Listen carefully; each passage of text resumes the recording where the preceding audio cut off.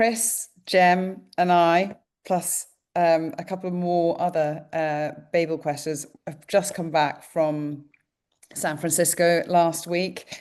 I think we're all still trying to recover from the jet lag, let alone all the huge number of updates that were announced last week. But we're very excited to have you all with us and try and take you through each hub and some of the main updates that we heard about and we've been playing and experimenting with.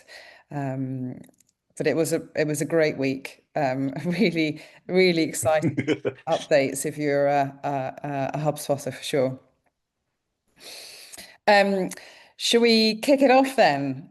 I think we were going to start with Smart CRM. Yes, I'm very excited to dive into this for you. So let me just share my screen and go through a few different things. So this was one of my favorites that came out.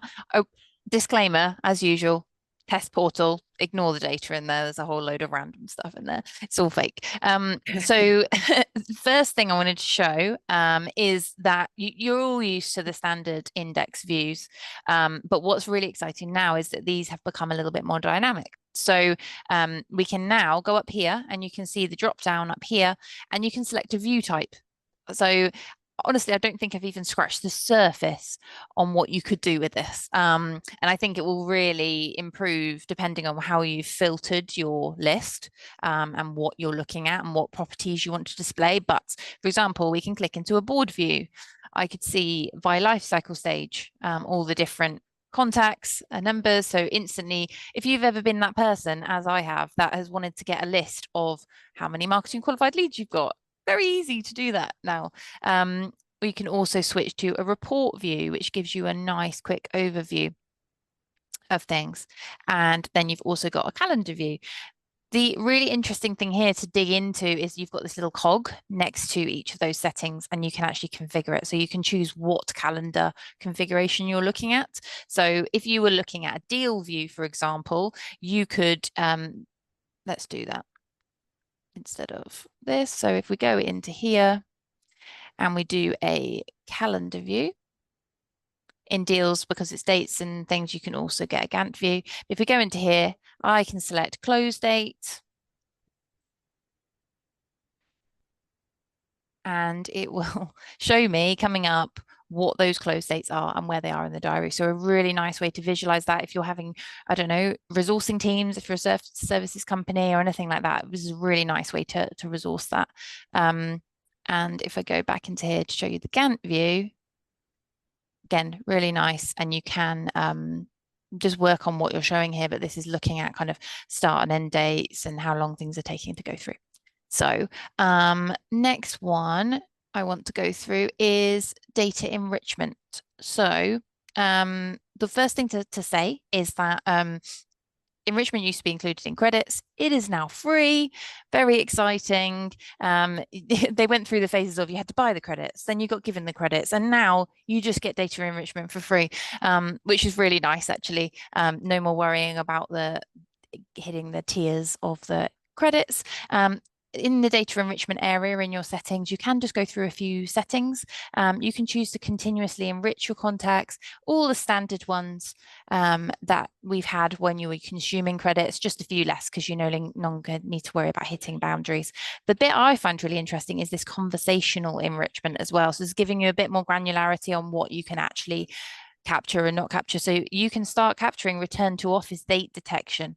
Really cool. So if people have got an out of office on or maternity leave or anything like that, you can turn this on and it will start capturing that. Also, people who are from out of office replies. So, for Yep. example, if you send an email and we get an out of office reply, HubSpot will now pick up any new contact from that out of office reply and create a contact within the CRM, which is Yeah.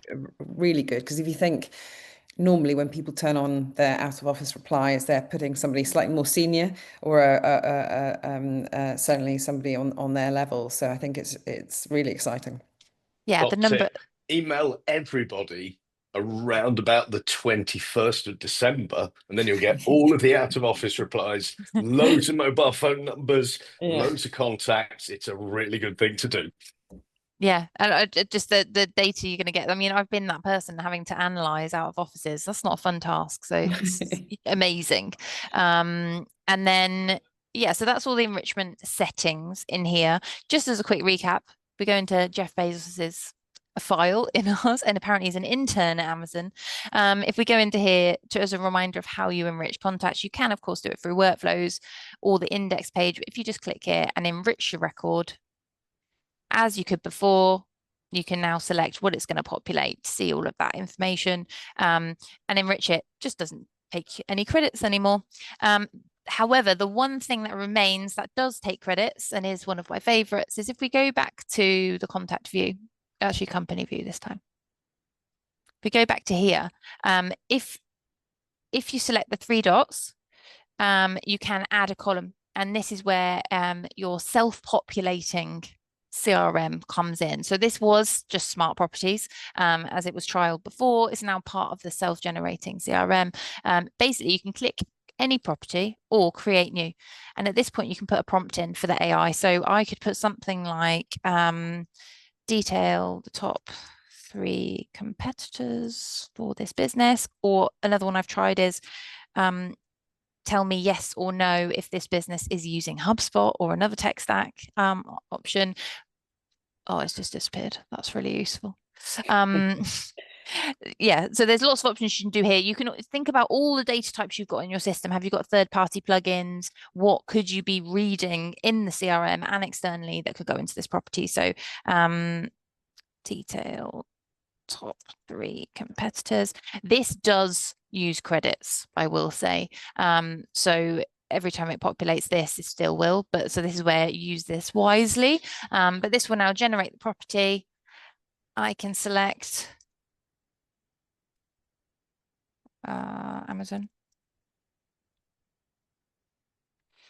And it will probably not work because this is live software, but it will preview it and show you what you can pull in there. So we can then choose to fill all the companies in the current view with it or not. So really nice way to start populating your data with that previously slightly inaccessible data. You can really look at the unstructured data and pull it in.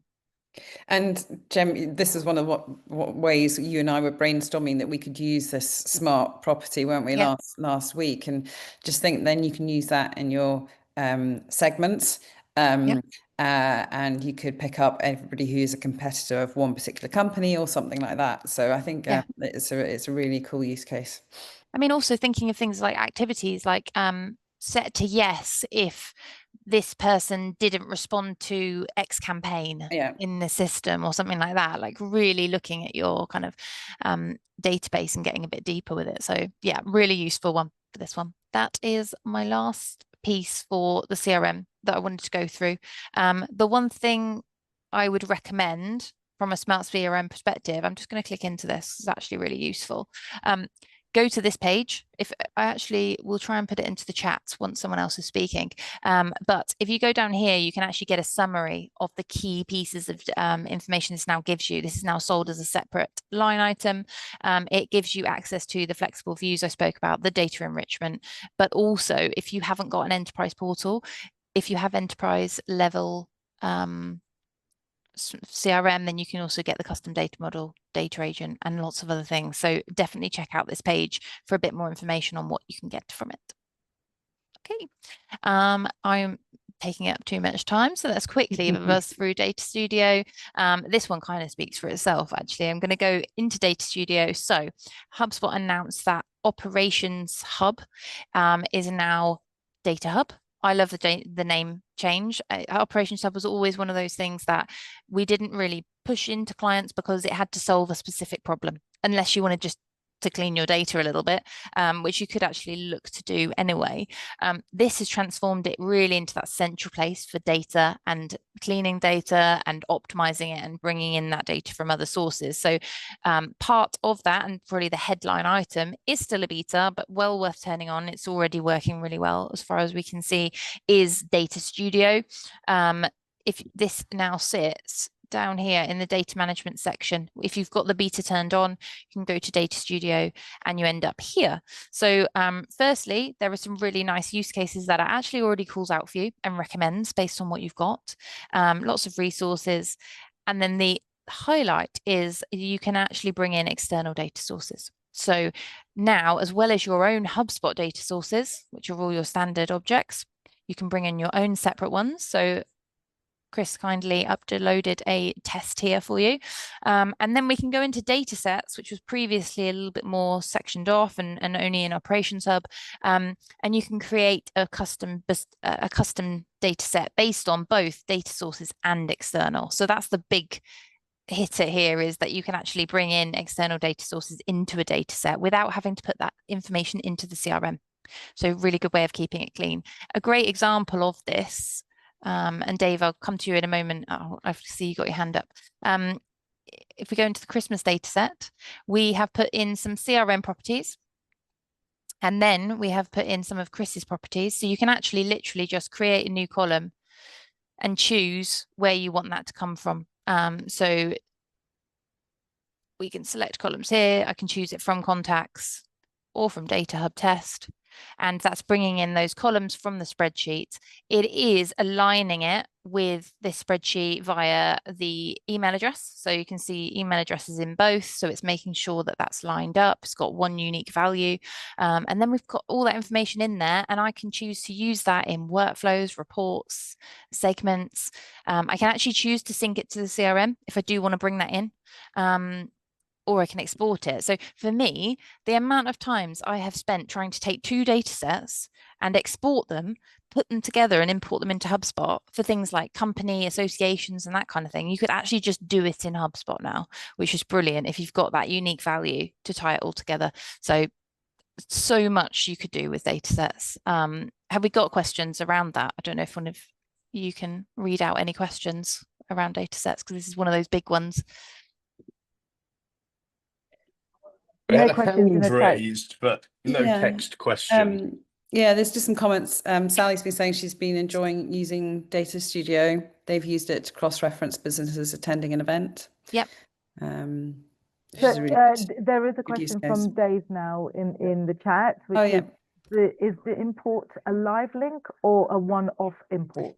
Live. So this would, it basically ties it together. So because this sheet is a Google sheet, that will remain live. So that information, you could keep that up to date in your sheets, because perhaps you sent this out on Slack and you're asking everyone to do their Christmas meal choices. And once that's connected, it's like an integration. It will be bringing it in. And Data Studio does also connect to those other integrations that you've previously had, so like through data sync and things like that. So if you've got other integrations set up, that data is also available. I think it even connects to Excel, which is mad because it never did before. Yeah, there's so much. If I go back to, if we add a source, external sources, add a new external source, you can see kind of some of the options to begin with here. So we've got, these ones are kind of out of the box, Jira, Excel, because you've got 365, it's all online, isn't it? So that will be live still. MailChimp, Xero, like honestly, I would love to play around with the Xero one, because the integration previously has been quite complex, but actually now being able to have those two pieces of data side by side and to be able to run workflows off it is brilliant. So as you can see, so many, it's all of the data sync properties, data sync ones. You've got Monday, Sugar, Snowflake is another big one if you're using Snowflake for your data lake. All of those kind of things. So lots of options there. The last thing I do want to just call out before I'm told off and have go to someone else is sorry, too many things. I don't know why we made it this. Is I just want to say data quality is also in Data Studio. So this was previously locked away. You can now access it. Go and have a look at data quality. Lots you can get from there. Thank you. Sorry. That's all right. Shall I hop on and now Go. to talk about Marketing Hub? So there's loads of updates going on here. So I'm only going to call out a few things. So first of all, lists have now been rebranded as segments.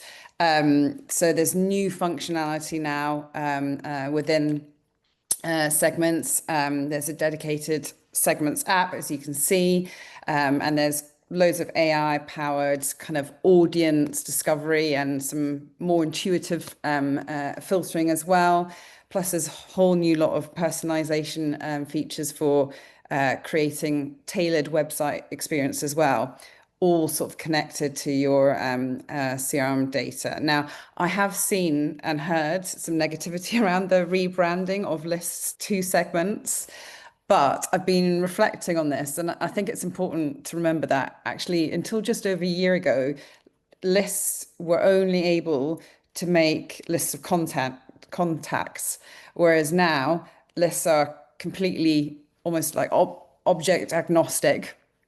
And I think the functionality and the evolution of it is massive. So don't let the rebrand of the name distract you from what's actually changed, because it's pretty powerful. But one of the things, I don't know if you've seen this yet, but I thought I'd just demonstrate a very simple use case is here, for example, contacts called Bob, based in the UK.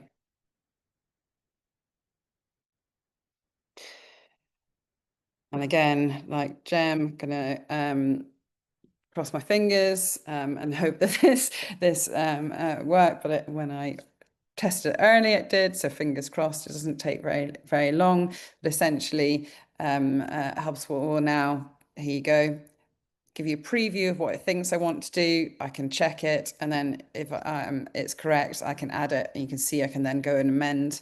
It's going to give me the estimated size, etc. As well. So just little things like this really cut down the amount of time that it takes to build segments for sure. Now, I think I was a little bit dubious, but I've been testing it, and you can see it's worked really well. I think when maybe HubSpot burns a little bit when they brought out Copilot, because when we originally tested that for reports and that kind of thing, it wasn't very good. But I've been testing this and I found it to be really accurate in sort of knowing what you want to do. I don't know, Chris and Jem, if you've got anything to add around sort of segments and lists and how you found the new functionality there. It's all good. The AI burnt us all when it got released, and we all Yeah. tried it, and then we just went, "Well, that's crap." And so anybody that used it a year ago, I would say get back into it, because across the portal, it's all so much better than it was. Yeah, and I just love the visual of the segments, like where you just were, Amy, where you've got the ability to bring in other objects and stuff. It just feels much more in line with like the workflows tool and everything else. It's not just a static list tool anymore. No. So really like the visual. And that's one of the things you and I discussed actually post inbound, is I think a lot of the updates have been made in the visual side of things. So being able to visualize campaigns, which I'll come on to in a minute, but you know, this new tool in the segments, being able to visualize, I think is actually one of the best things about all the updates have been brought out as well. So yeah, I mean, there's lots going on here. There's you know, recommended segments as well. That's been a new release too. But one of my favorite, I think, beaters as part of segments is the unknown or anonymous website visitors. And then being able to combine this with Breeze enrichment data. So as we heard last week, you know, web traffic's decreasing, fewer people filling out forms. It's more important than ever to understand the types of people that are visiting your websites prior to filling out forms, so you can create personalized experience for them. And then ideally that would be increasing conversion rates. So if you can create a segment of unknown website visitors who maybe are working, I don't know, in manufacturing, you can then create a landing page specifically for people in manufacturing, and that should increase your conversion rate. So I think that's a really exciting update as well. Now, there are still a lot of betas that are private betas, so we don't yet have access to, let me just turn this into a slideshow, into personalization. So I've got a screen grab here of what it does look like, but it's a new feature with a host of sub features. Basically everything is accessible only with a Marketing Hub Pro Plus subscription.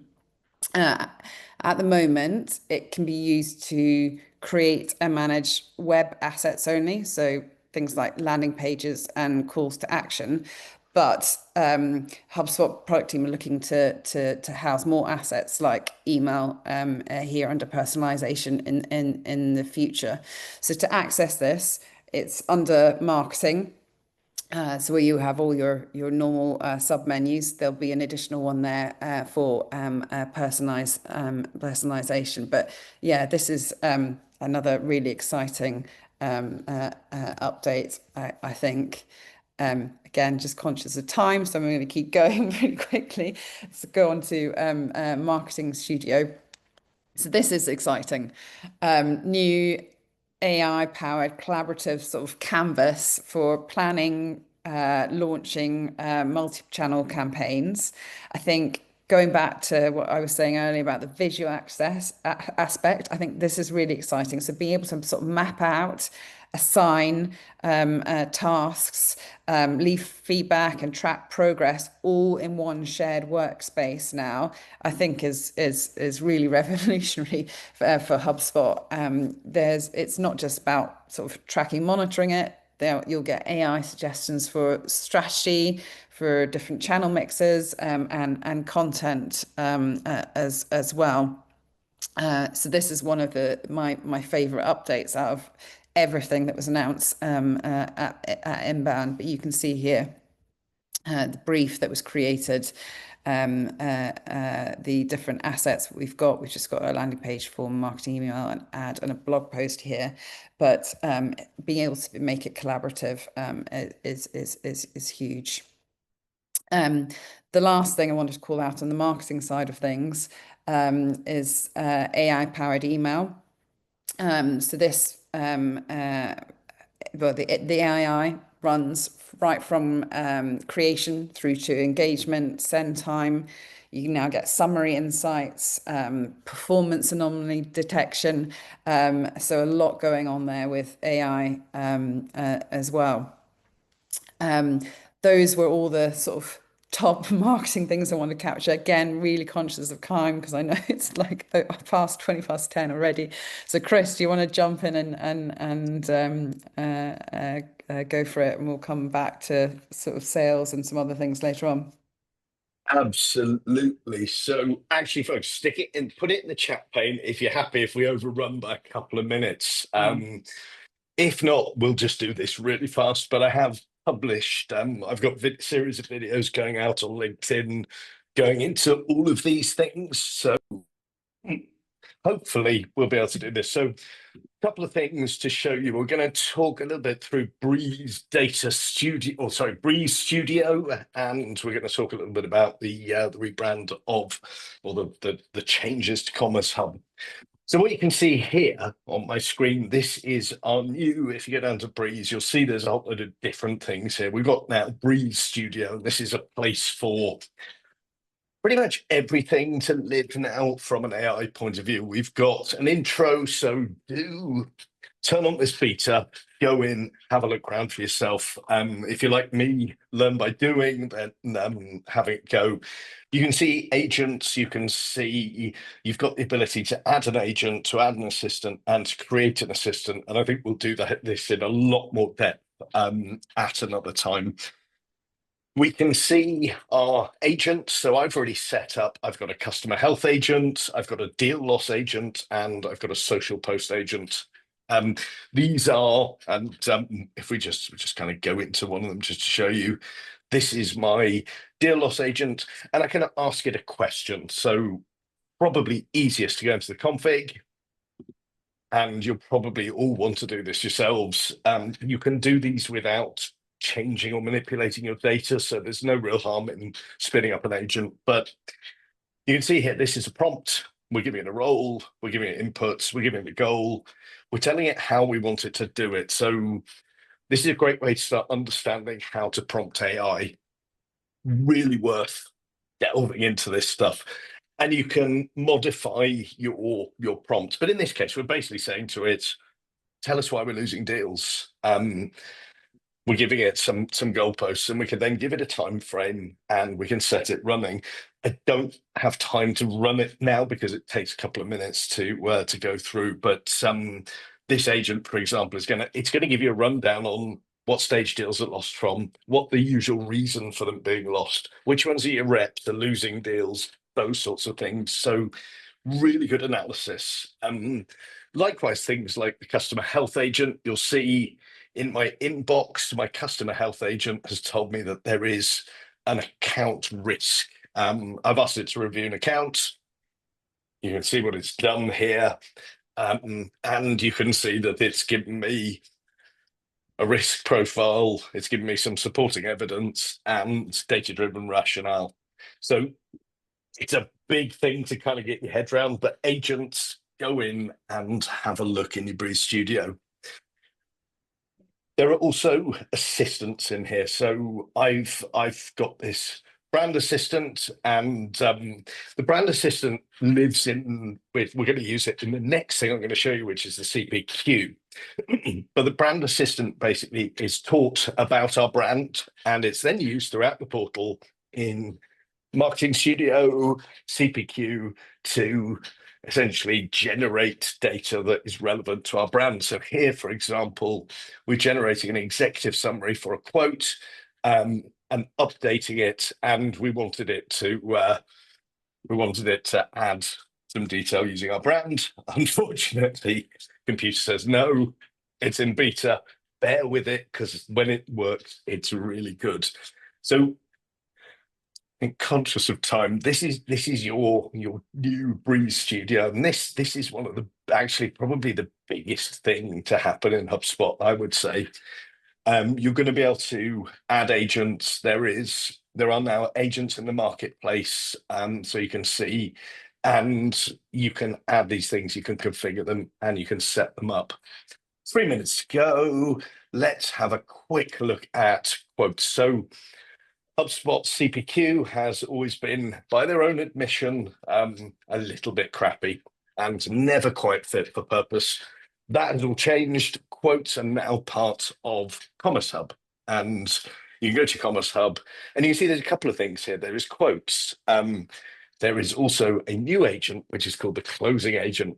And the closing agent, we are going to probably do a separate webinar on, but the closing agent sits within your quote online and it answers questions. So that prospect that's sitting looking at your quote at 2 o'clock in the morning because they can't sleep, and they need to know what the terms and conditions are for sub-Saharan Africa, they can ask the closing agent. They don't have to send you an email and wait. So this should be helping us to close deals faster. Quotes wise, we've got, and this is something that's going to evolve over time, so it's getting gradually better and better, but you can see here I've already been able to edit my quote. There we go. Don't work with children. Chris, we animals. can't see your screen at the moment. Why is it not? I can. Oh, sorry. Beg your pardon, I can't. No, God. Can you see Sorry my to quote stop your here? quote. Yeah. Yes, I can see it, Chris. Okay, 2 minutes. I've got immediately. I've got a lot more things that I can do with my quote. So you can see I've got my cover letter quote. This is my format. I can design the containers. I can design the documents. I can apply colors, fonts, buttons, headings, and things like that. So I've got a little bit of a few things that I can do with my quote theme now. And the other important thing is that we've now got more control over quotes. So I don't know how many people are using quotes at the moment, but if I want to create a quote, let's say we use Maximus again, and we might have additional quote templates which we'd be creating, but let's just use the one here. and it's going to busily prepare my quote. And immediately, if you're using the existing quote format, you can see that I've got something else. So first thing is, for some reason, it's in French.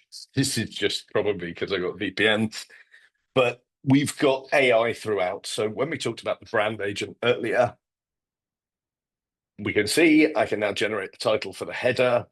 I can generate a cover letter for my quote. And I've just generally got a lot more control over what's going in. Line items, we've got, line item table that we can deal with, we can edit, and just all of this stuff is getting better and better and better. And you can see here, my closing agent is off, but I can turn it on. I can add files, and we're going to score the knowledge. We're going to refresh it. And again, for some reason, it's still in French.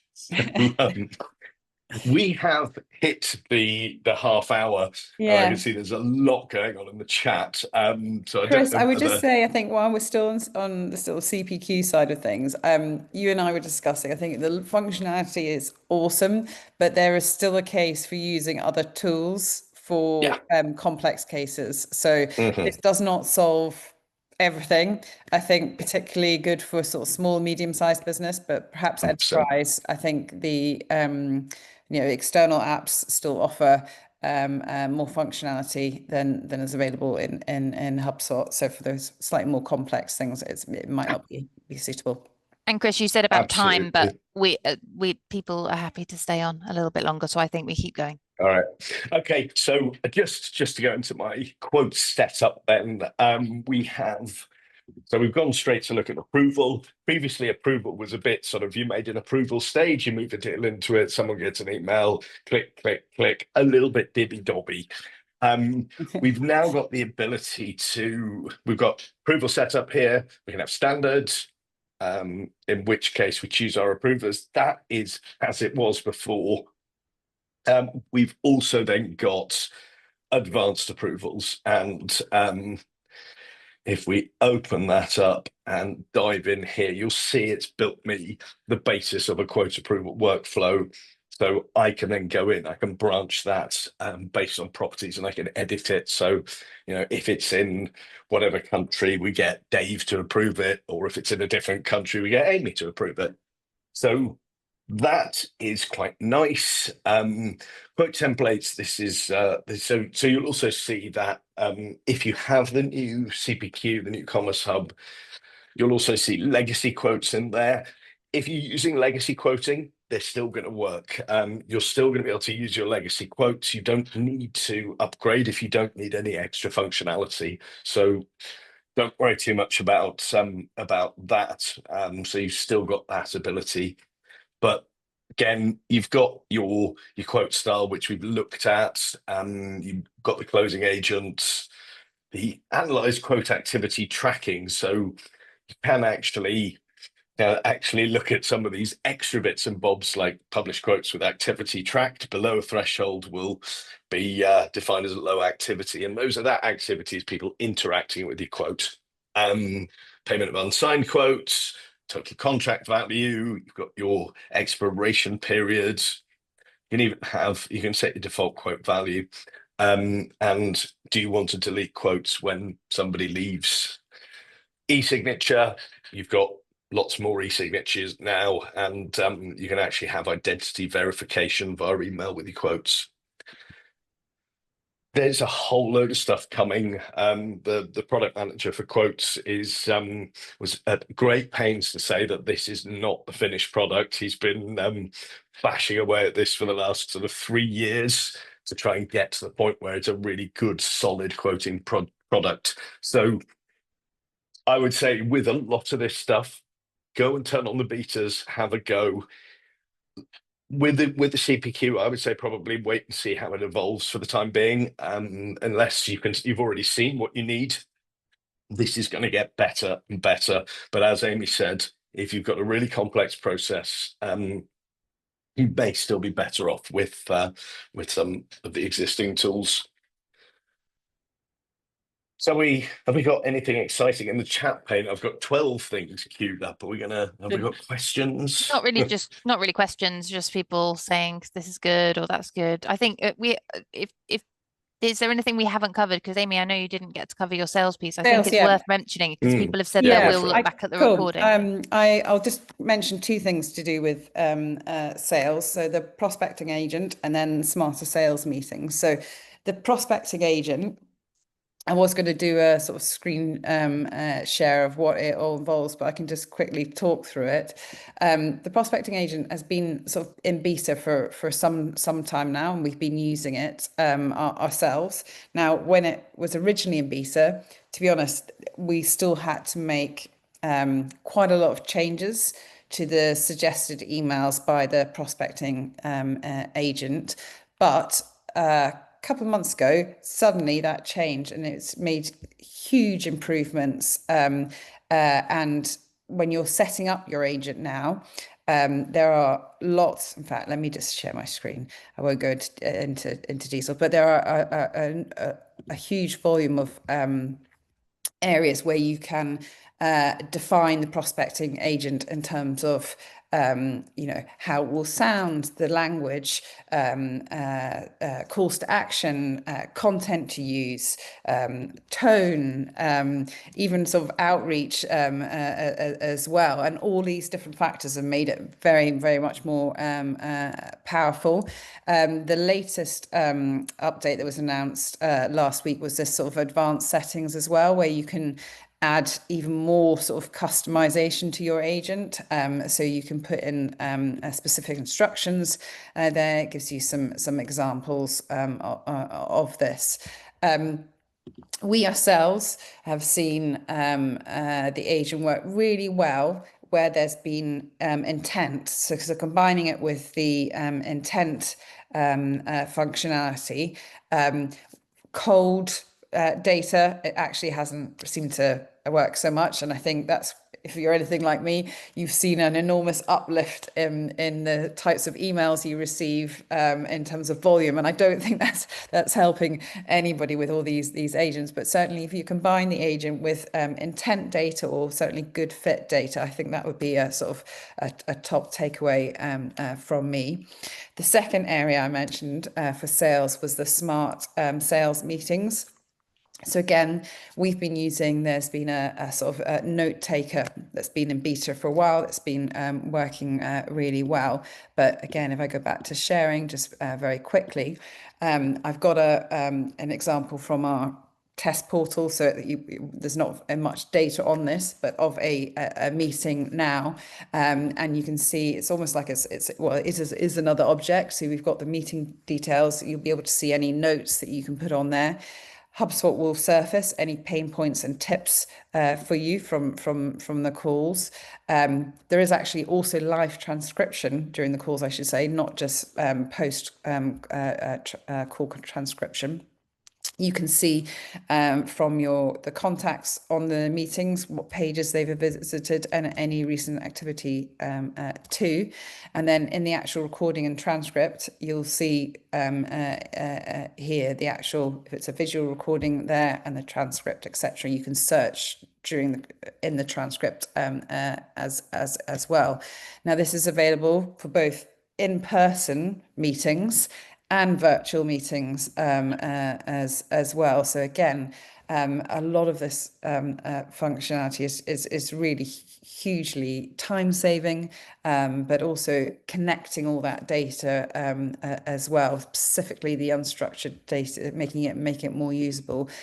So really exciting for sales. And HubSpot is also all the more reason to start using HubSpot for these things, because those transcripts are going to get analyzed and they're associated to deals. The AI is going to be scoring the deals based on the sentiment expressed in those calls. So connect the dots. Yeah, absolutely. And just to add to that, so it's not just the calls, it's the emails as well that's going to be influencing those scores. So really, really exciting. Amy, can you just because last time I looked, that area was quite obscure to find. I don't know if that's now been surfaced. Could you just show people how to get to that screen that you showed? Yes, so you can do it in a number of ways. So Sorry, I need making you share your screen again. That's all right. So for example, how I got to this, I can search for a contact, and I can then go to meetings and then open up a meeting there. I can go just to the CRM menu here, and I can go to meetings and then search for meetings there, or I can do it via the workspace. So 3 different routes into the actual meeting there. I think that really adds to the workspace, doesn't it? Because it's the workspace is that place where you've got all your kind of prospects and everything like that, but actually adding that depth is really nice in there as well. And showing your meetings for the day, then you can click into it from there. So yeah, absolutely. Yeah. Cool. So that, again, loads going on with this updates of sales, but I think those are the 2 most important sort of updates I wanted to go through. Fire hose on. Everyone is saying that they need to go back through the recording really slowly, and I think as I said in the chat, like, please do tell us. I said basically tell us which your requests are for deeper dive webinars, and we can try and prioritize them. The first one that came up was Data Studio, so there's a request for that, but equally everyone's saying could do with one on everything. So I think a lot of those headliner ones that we've said we can definitely go into more with some use cases and kind of a bit more detail. Obviously, this is new to us relatively as well, so yeah, we will also be testing it. We've already started digging into it. But the other important thing is don't panic. There's a lot of new stuff that's appeared after this was announced on Partner Day. I went into an absolute whirl. I was sitting in a conference centre, turning on betas and doing this. But in actual fact, business as usual will continue. These sort of things are just going to enhance what you're doing. And I think it's easy to get distracted and try and put 6 new things in place. But the mindset is more find the thing that is actually going to do good for you, turn that on, work out how to use it. If you've got a sandbox, try it in a sandbox, spin up you can get a developer account, spin up a test portal if you actually want to just test this stuff for yourself. If you want to know how to do that, give me a shout and we can point you in the right direction. I think that's a really good point, Chris. I think previously some of the inbounds have come out with a tool that actually really fundamentally changes the structure. So for example, we had leads in the past that threw up a load of sales processes and how you can actually do it, or we've had new hubs released. This is actually all about enhancing what you've got there, like Chris said, and kind of using AI to improve the human experience and make us more optimized and more productive. So yeah, definitely just get your priority list and start working through them slowly and implement each one, because everyone will do brilliant things. But yeah, don't rush and do them all at once. And do we have any upcoming events? We do, Chris. I'm glad you asked. Do we? We've got loads coming up. We've got an Inbound 25 hug on the 18th of September. So this is the HubSpot adoption hug. So we'll be looking at all the updates with an adoption sort of hat on during that. We've got a Beyond the Hub on the 23rd of September as well, which is a sort of podcast style. And we'll be obviously talking about all of the updates as well on that. And then we have our in-person Ox Hub on the 9th of October. So again, a couple of you here, I can see our regular Ox Hubbers, do we call them? So yeah, the next one is on the 9th of October. So it's a great opportunity to get some sort of face-to-face time with us as well. Yeah, I think with OxHub, for those, we're going to try and really push this a little bit more in advance now, because actually we've had a few people recently travel a bit further for it, and actually knowing that you can book sessions before or after to have one-on-one demos or get advice and things like that. I think that's really useful. So if you have any colleagues that are close to Abingdon near Oxford, do send them along as well. So feel free to reach out to us for more information on that. Tanya's just put the links in the chat as well. Perfect. Well, I hope everybody found that useful. really scraping the surface of a lot of the updates. But yes, in the coming weeks, we will be diving much deeper into a lot of the functionality, including in the events that we've got in the chat there. Thank you all. Thank you.